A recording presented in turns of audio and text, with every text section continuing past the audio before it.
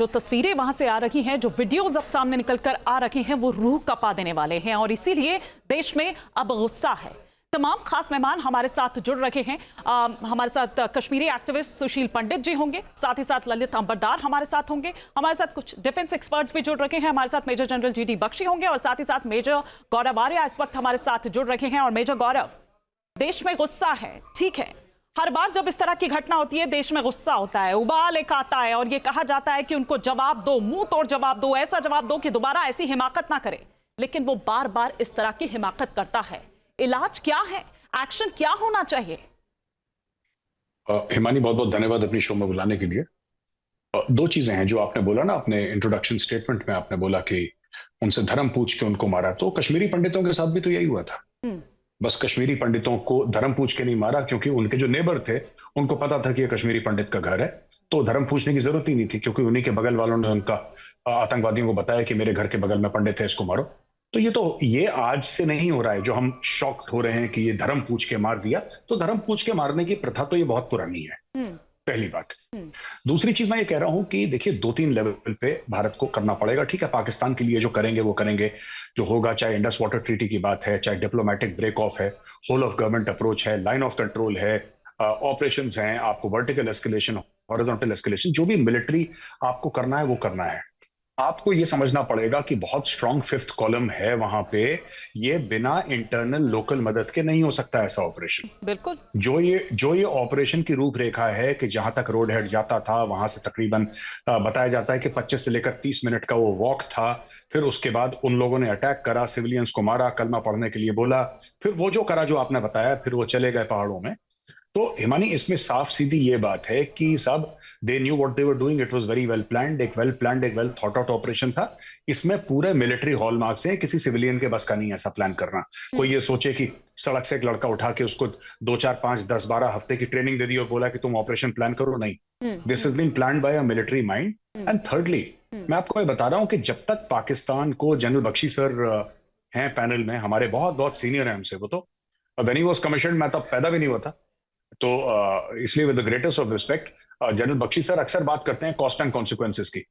और मुझे लगता है कि भारत को इस वक्त, I think, general Bakshi sir की बात समझनी चाहिए, माननी चाहिए। सुनते तो रहते हैं लेकिन समझनी चाहिए और माननी चाहिए। जनरल साहब बात करते हैं कॉस्ट एंड कॉन्सिक्वेंसेस की। पाकिस्तान ने कभी कॉस्ट थोड़ा ना दिया है। जो पाकिस्तान ने गड़बड़ करी है भारत में, जो आतंकी गतिविधियां करी हैं, उसका देखिए, आपने बालाकोट कर दिया तो आपने जैश ए मोहम्मद को मारा, आपने सर्जिकल स्ट्राइक कर दी तो आपने जाके लश्कर वालों को मारा या जैश वालों को मारा। लेकिन the head of the snake is the Pakistan army. आपने पाकिस्तानी आर्मी को कितना डैमेज पहुंचाया है? नेग्लिजिबल। और उनको, आप उनके आतंकियों को मार देंगे, उनको फर्क छोड़ना पड़ेगा। आप मारते रहिए, आप 1000, 2000, 1 लाख मार दीजिए, उनको फर्क नहीं पड़ेगा। 35 या 30 या 35 हजार मदरसे हैं पाकिस्तान के अंदर लीगल, इलीगल उतने ही इलीगल भी हैं।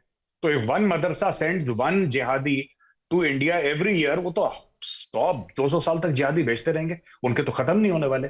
तो आप फिर देख लीजिए where we are headed. Himani ji, major Gaurav, आप हमारे साथ बने रहिए। इस बीच हमारे साथ सुशील पंडित जी भी जुड़ चुके हैं। सुशील जी, दिल दहला देने वाली घटना जो कल हुई, जो पहलगाम से सामने निकलकर आई, निहत्थे मासूमों पर किस तरह से आप देखिए कि उनको अटैक किया जाता है, और यह भी कहा जाता है कि जाकर मोदी को बता देना। उस पत्नी को यह कहा जाता है जिसकी आंखों के सामने उसके पति का सीना जो है वो छलनी कर दिया जाता है। आपने खुद ये झेला है, आप खुद वहां से आते हैं। आज हर एक कश्मीरी के दिल में दर्द है, आप क्या कहेंगे? मैं तो बहुत अरसे से कहता आ रहा हूं और कहता कहता थक गया हूं। कश्मीर में जिहाद को जो कार्रवाई मिलनी चाहिए थी वो नहीं मिली। हमारे निष्कासन को, हमारे जातीय विध्वंस को जो एक्नॉलेजमेंट, हमारे जेनोसाइड को जो एक्नॉलेजमेंट मिलना चाहिए था वो नहीं मिला। किसी को भी आतंकी को फांसी पे नहीं लटकाया गया, मुकदमा चला के दोषी नहीं पाया गया। तो जिहाद तो फैलना ही है। कश्मीर में तो फैला, हिंदुओं से घाटी खाली करा ली गई, देश में भी जगह जगह ये सिर उठा रहा है। दूसरी बात, अभी मेजर गौरव आर्या ने आपको बहुत सही कहा कि पाकिस्तान को कॉन्सिक्वेंस नहीं फेस करनी पड़ी, इसका कोई खामियाजा नहीं भुगतना पड़ा। उसकी भी वजह है क्योंकि भारत की व्यवस्था ने पाकिस्तान को सजा नहीं दी है। भारत की व्यवस्था ने भारतीयों का गुस्सा शांत कैसे होगा इसके उपाय किए हैं। ठीक बात। कि बालाकोट किया तो वो पाकिस्तान का जबड़ा उखाड़ने के लिए नहीं, वो भारतीयों का गुस्सा शांत करने के लिए सर्जिकल स्ट्राइक की, क्योंकि भारत उबल रहा था। आज भी यही जुगत है कि गुस्सा कैसे शांत किया जाए, क्योंकि देखिए 4-6 साल में आप एक कार्रवाई करें, उससे आप अपनी पीठ थपथपाते रहें और कहें कि अब इलाज हो गया। ऐसे इलाज नहीं होता है। इलाज तब होता है जब आप एक समुचित कार्रवाई करें। ये जो माइंडसेट है, ये मैनेज करने का माइंडसेट है, ये इलाज करने का माइंडसेट नहीं है। ठीक बात। ये रूट एंड ब्रांड ट्रीटमेंट का माइंडसेट नहीं है। ये गुस्सा शांत करने का, बहलाने का, टाइम गेन करने का, प्रॉफिट एंड लॉस कैलकुलेट करने का, कि ये करेंगे तो क्या होगा और वो करेंगे तो क्या होगा, वो माइंडसेट है। मैं आपकी इसी बात पर मेजर गौरव को जाना भी है, और मेजर गौरव से मैं एक रिएक्शन ले लेती हूं। मेजर गौरव, सुशील जी ये कह रहे हैं कि सिर्फ उबाल को शांत नहीं करना है, ये 2-4 ये 10 आतंकी हम मार देंगे, इनसे कुछ नहीं होने वाला है, वो तो फिर से रीग्रुप हो जाएंगे, फिर से इस तरह की वारदातों को अंजाम देंगे। जड़ से काटना जरूरी है। जो इन्हें पनाह देते हैं, जो इन्हें बनाते हैं, जो इनको हथियार मुहैया कराते हैं, जो इनको खाक पानी देते हैं, उनको जड़ से खत्म करना, वहां डेंट करना होगा।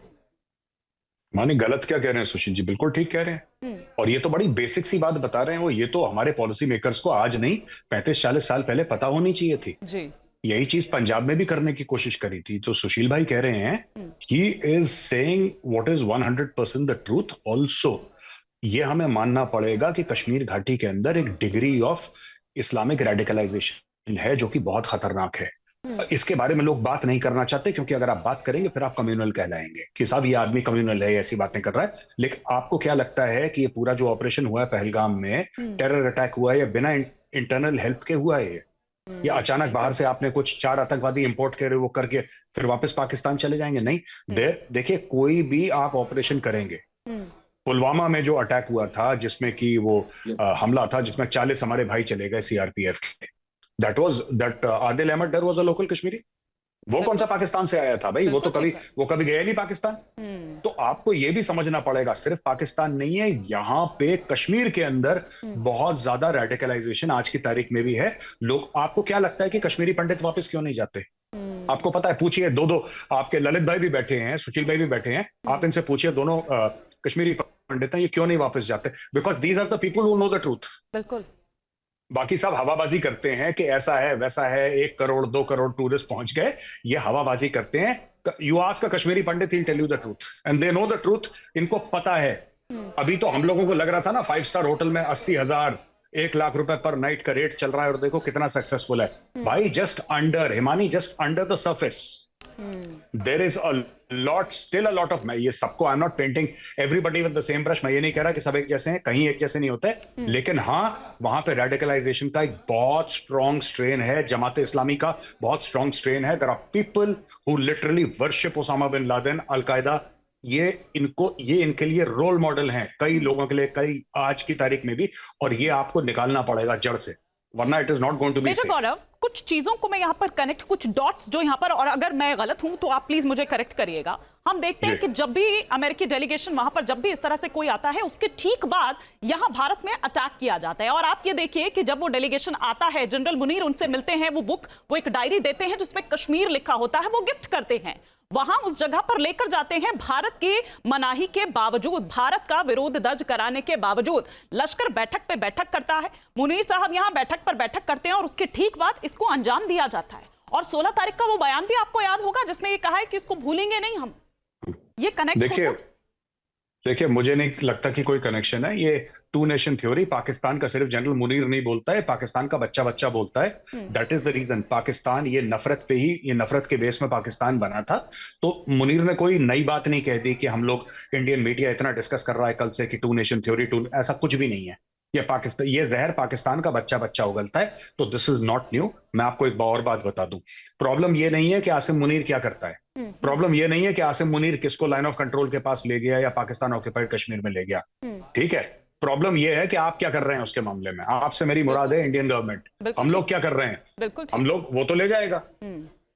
आप अगर कल लाइन ऑफ कंट्रोल खोल देते हैं, आप वहां पे वर्टिकल और हॉरिजॉन्टल एस्केलेशन कर देते हैं, पाकिस्तान आपका 10 दिन के अंदर घुटनों पे आ जाएगा, आप देख लीजिएगा। आपने सीज फायर कर रखा है वहां पे, आपने पाल रखा है एक सीज फायर वहां पे ना, लिटरली आपने एक पाल रखा है सीज फायर।